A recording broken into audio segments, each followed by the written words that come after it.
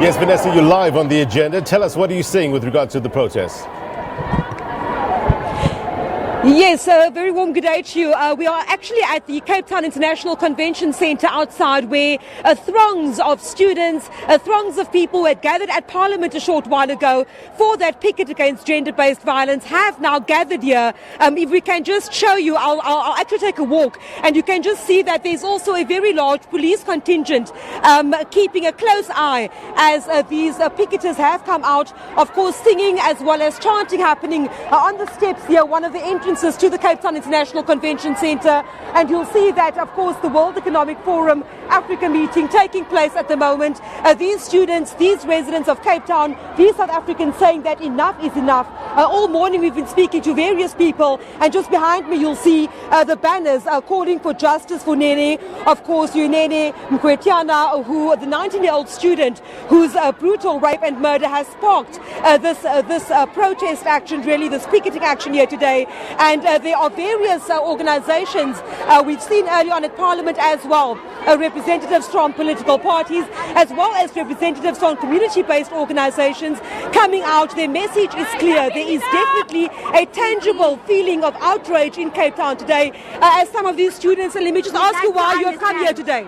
We've come here to support women who are being violated. At the same time, the police officers standing here are groping our breasts, pushing us as women. How are we safe if they are the ones pushing us? What are we supposed to do?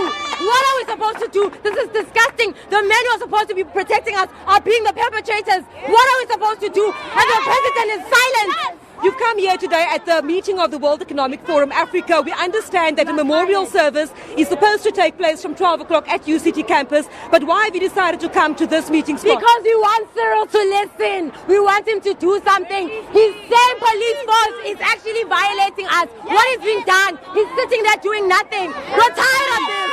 We're tired. Making their plight heard, saying that enough is enough. Of course, these students, these activists really that have come out are calling on intervention from the president in light of the ongoing attacks, the ongoing brutality, as well the ongoing sexual violence and rape and murder perpetrated against women in South Africa. Earlier on, we've seen banners with names of just a few women in Cape Town alone. Another 19-year-old student, Jessie Hess from Parow, her body was found in a flat along with that of her 85-year-old grandfather. Lynette Skenk is another name that comes to mind, a woman that was brutally killed in her apartment and a body then found, a mutilated body in black bags. And the message here today is very clear. These protesters, these picketers, it has been relatively peaceful at this stage.